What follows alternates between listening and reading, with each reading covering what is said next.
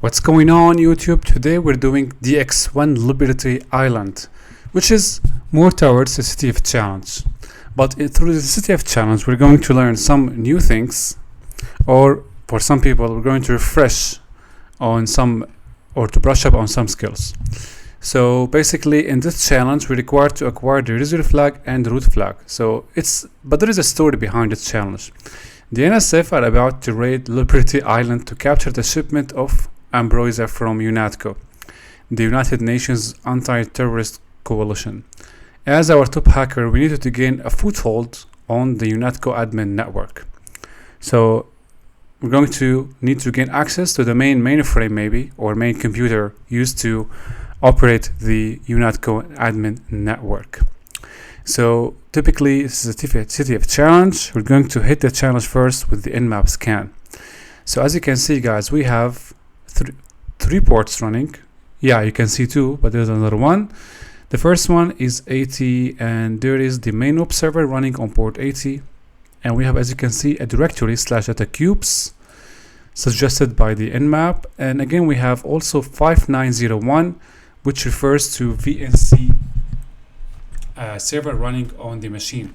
Also, there is another port running. If you scan all the ports, it is 23023, but it will come to handy. Actually, it's going to come as handy at the end of the challenge, or before the end of the challenge. So let's first go back. Yeah, here. That's the main page of the UNATCO. And we have a couple links here on terrorism, know your enemy, and war in cyberspace. And as you can see, we have site maintained by AJ or A. Jacobson. Now later you will see that this is the username that you will need to use in order to get access to the VNC server. But for now we take it only as a note, and we actually need to view the page source. So in the page source we take a look at the code here, and we have references to 3 pages: terrorism, threats, and bad actors. If you navigate individually to every single one of them,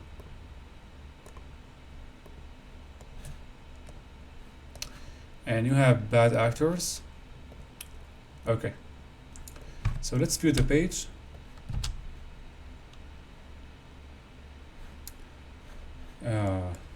Wait.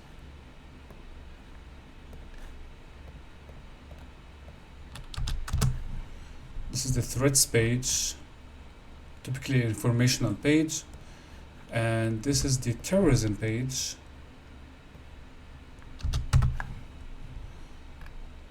And the one that we will use is this one, bad actors. So this is the list of bad actors, right?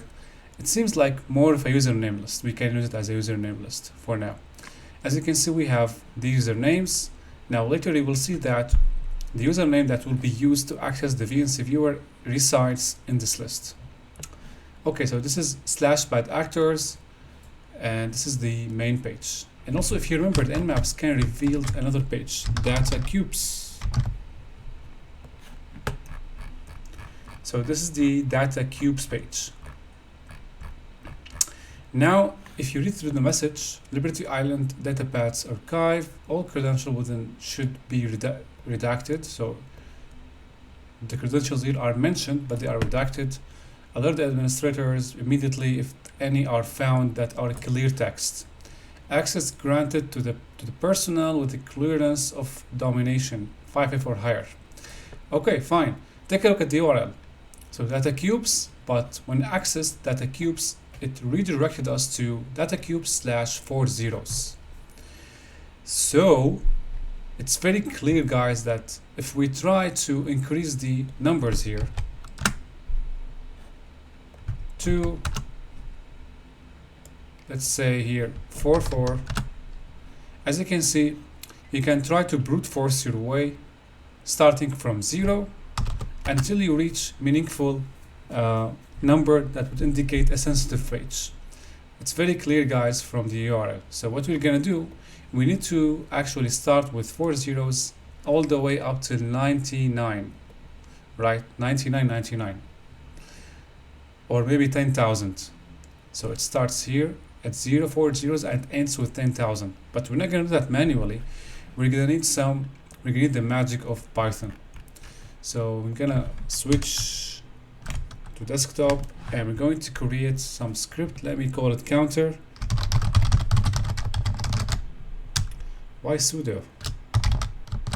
Counter py. So import request. We're going to import requests module, the library, because we're going to need to handle hey HTTP methods, and then we're going to specify the target, which happens to be this one,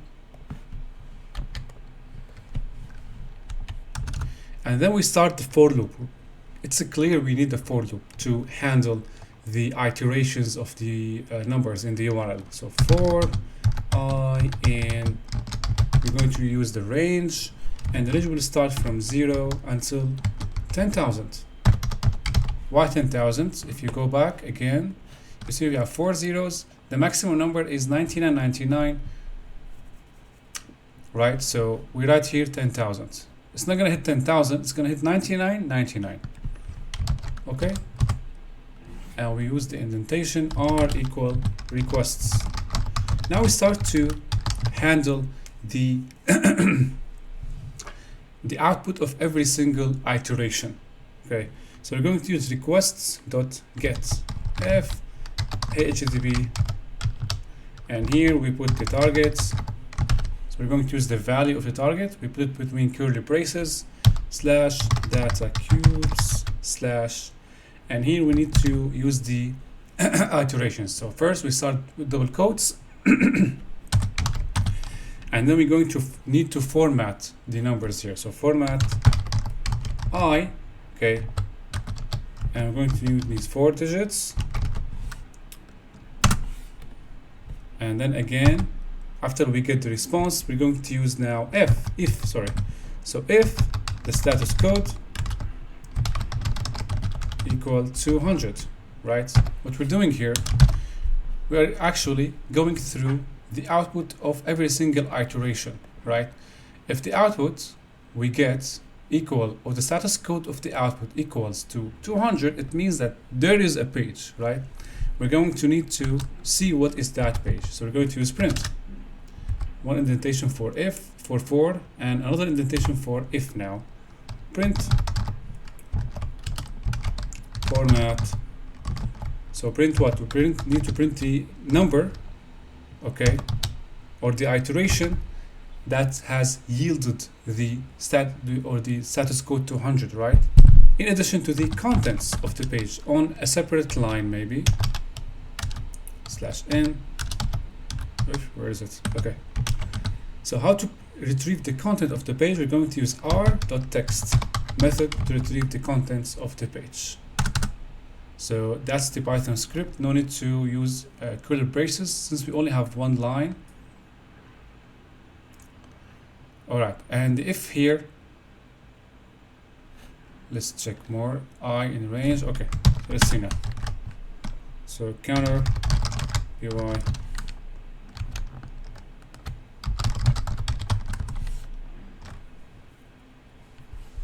Okay, as you can see, we started to get responses. You see here, guys, this is the iteration 4 zeros and the output. Iteration 0011, and this is the output. Iteration 00668, and this is the output.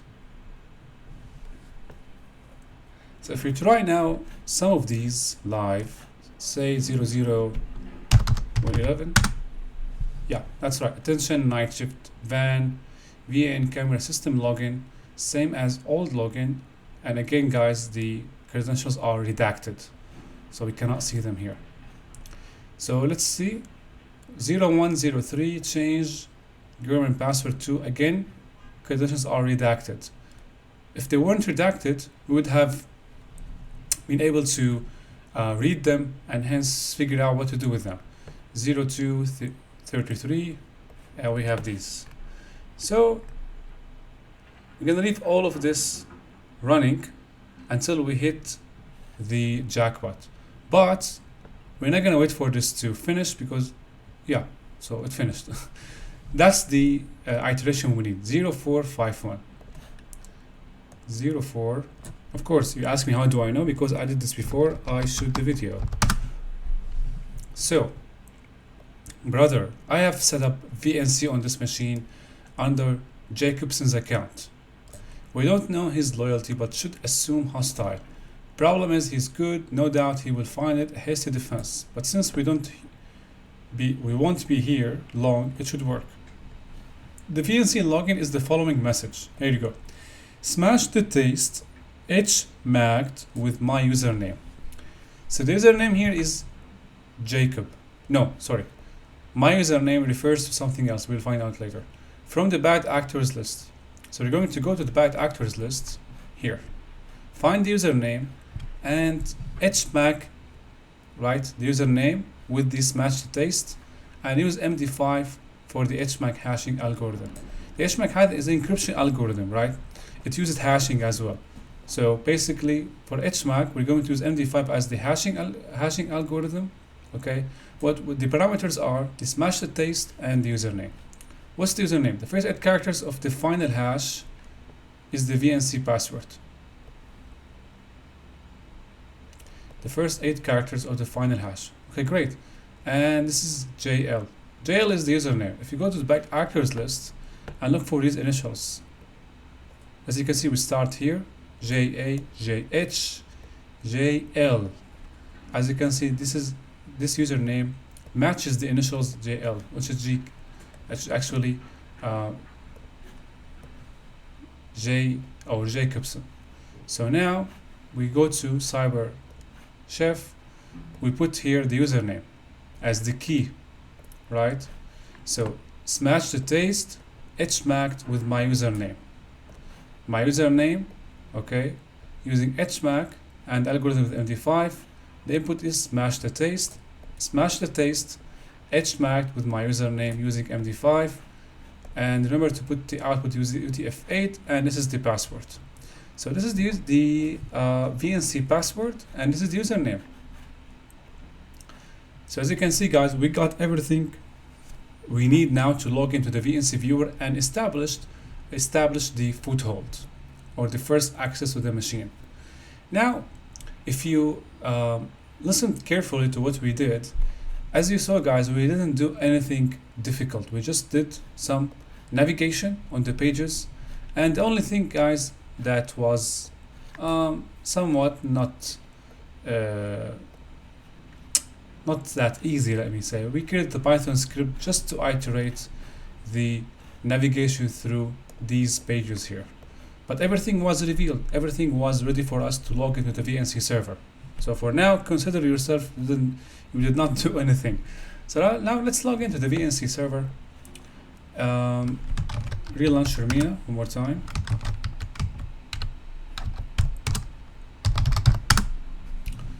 Okay, I have the connection parameters saved. So this is the IP, and don't forget to specify the port 5901 for connecting to the VNC, and this is the username, right?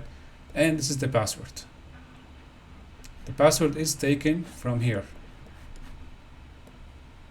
All right, so we log in.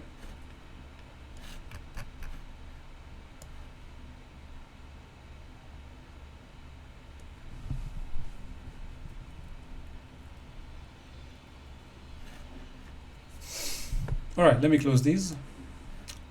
So let's see if we can make this bigger.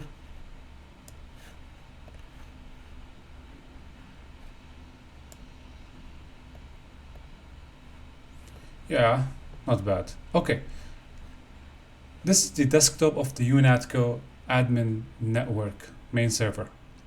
As you can see, we have a couple of files on the desktop. If you click here, as you can see, this is the user flag. So let's copy the user flag. Let's copy that. Okay. Now, as you can see from the look of the desktop, it looks like a Windows system, right? But a closer examination, if you click on Start, you see there's Terminal Emulator. Click here, it says Microsoft Windows 95, but this is only a camouflage. It is not Microsoft Windows 95. If you type system info, as you can see, system info is not found. And system info is the first command you would type when you gain access to any Windows system, right? But this didn't work. Why? Because it is not a Windows system. If you type now ID, it responds with an output. If you type uname-a, as you can see, it is Linux. So this is a Linux system under the look, or under the camouflage, let me call it Windows. That's the first thing to note. Keep the terminal open now, we're gonna need this. This is the user, and this is the bad actors list. So let's navigate to home, CDA Jacobson, desktop, okay, file. So this is an executable file. Under what permissions? A Jacobson. So he's the owner of this file. It is executable file. All right, let's execute this file. What's gonna happen? Syncing with UNATCO. And now, as you can see, we can update the bad actors list. So if you want to exactly know what's happening here, we have to do some sort of establish some sort of listener on the same machine, right? We want to know how it's working. Clearly, it's connecting to some service, right, as you saw, and then the service is used to update the bad actors list.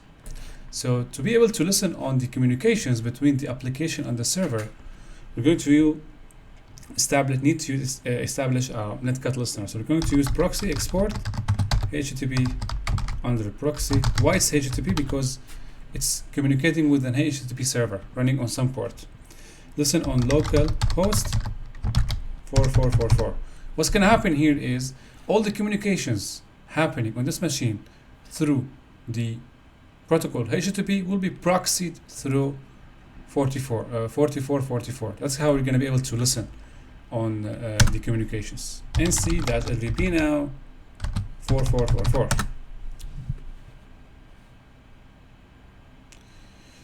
Okay, let's disable name resolution. All right, open this.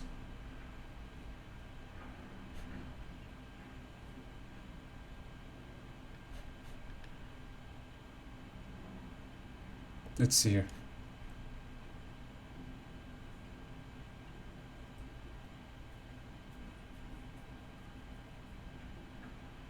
So nothing appeared.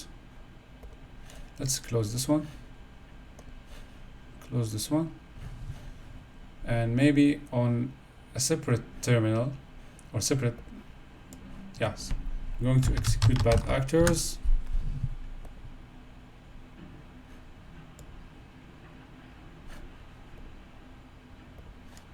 So it's connected. Let's check here.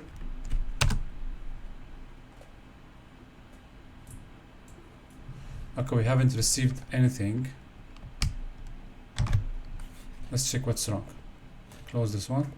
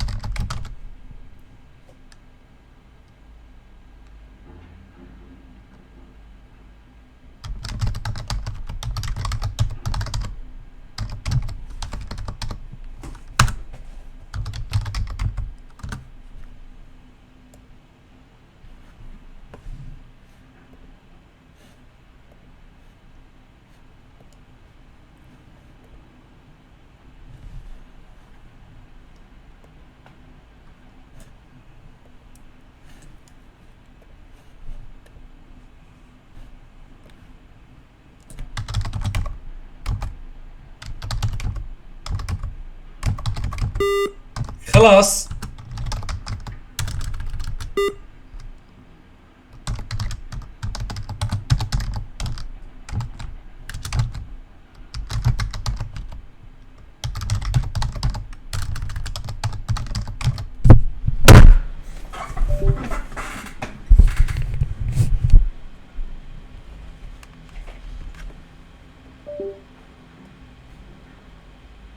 Hey.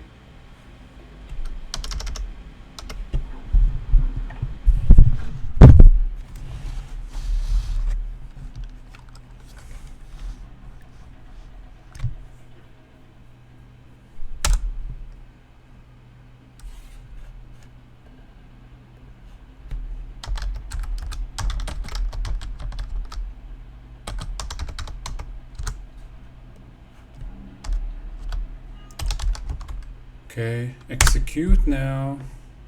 Alright, so it's syncing now at the servers. Checking here. As you can see, guys, we received the request. So there is a post request being made to this URL, UNATCO, and this is the port that we saw open in the nmap scan, 23, right, 1023. And this is the clearance code, and this is a directive. This is the command. So what's it's doing actually is retrieving the list of the bad actors, right? If we click enter here, the connection ends. So what we can do, guys, we can manipulate the command here. We can send a different command, right? For example, let's go back and here, listener one more time, and execute. We can make this to do something else. So this is the command, right? cat/var/www/html/bad-actors.txt. What we can do, we can cancel this. Let me see. Oh, we cannot do that actually. Yeah, I thought myself on purpose. We cannot do that because this is netcut, not purpose. So what we can do, we can repeat the request. We can make a request using curl, and we already have the parameters we need. We have the clearance code, and we're going to specify the directive we want. Doing that, we will be able to make the program, okay, execute code or our command. This is RCE, right? Okay, so let's say now we actually need to rerun or use curl -x. I'm going to need make a post request UNATCO at port 23023 -h, and then we're going to specify the clearance code.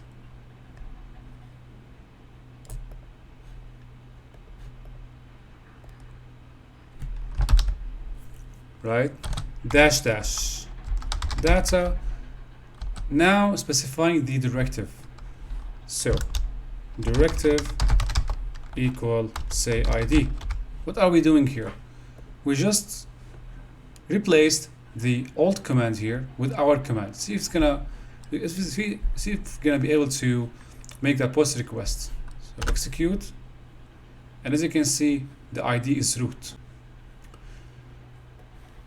So this line means that the program, bad actors, okay, yeah, we saw that it's owned by A. Jacobson, but it is executing commands somehow as root. So the main command that the program executes is retrieving the list of the bad actors, right? As you can see here, when we open the file, it connects to the server and then it retrieves the content of the bad actors' usernames or users. That's the main command behind this. cat var html bad actors. Let's try to cat the flag, root flag. So cat plus root.text. And this is the root flag, guys.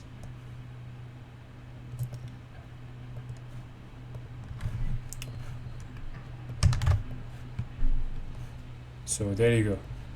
So in addition to the root flag, we can still yet achieve a more stable way of having access to the machine.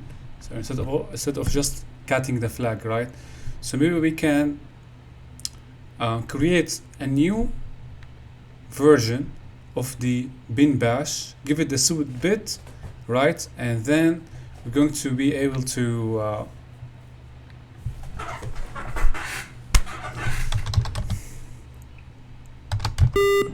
لك خلص يا عرصة، خلص يا عرصة، كس اختك عرصة بقى. Okay, so we got the root flag. What else? We can actually, how can we achieve access to the root shell? So basically we can create a new version of the bash shell and give it the sudo bit permission. So sudo bit set. So how can we do that? We're going to repeat the same command, the same post request. So here I'm going to say cp, or let's do the command here and then URL encoded, cp bin bash temp new bash v2. Let's execute this first.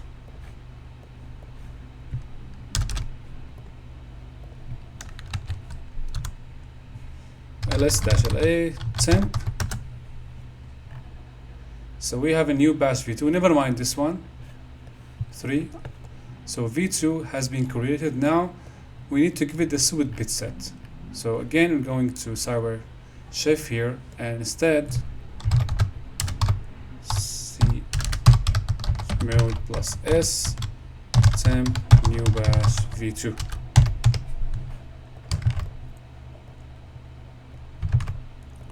Okay.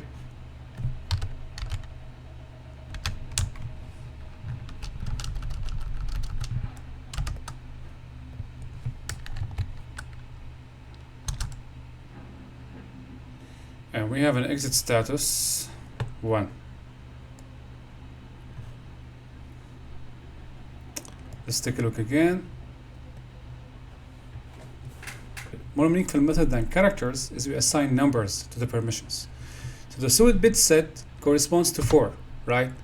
And since we want to maintain the permissions on the file, so at least it can be executed, we're going to say 755. So these are the new permissions. We're going to take them and assign them to the command. Let's see here if this time it's going to work. Okay, ls-la temp. So new bash v2. So now it has the sudo bit set, as you can see here. So instead of using characters, if things went south for you guys due to URL encoding complications, use the numbers. So now we're going to execute this new bash. So temp new bash v2-p.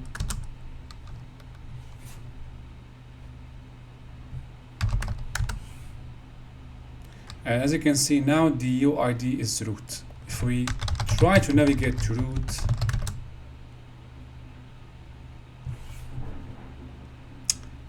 yeah, we receive this, but as you can see we can get the contents of the root file, the root directory. This is the root flag and this is another file.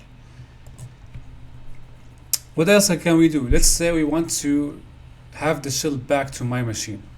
So I have the listener ready here. I can connect from here nc, and of course as usual I need my IP address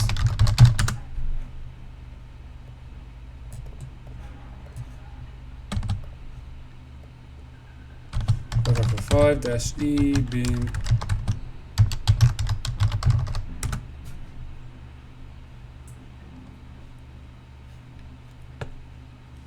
-E is a recognized option.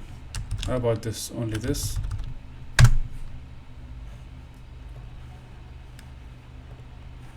Yeah, and as you can see, we received the session to my machine. Still not anything yet, but we have successfully connected. So that was it, guys. I hope you liked this video, and I will see you later.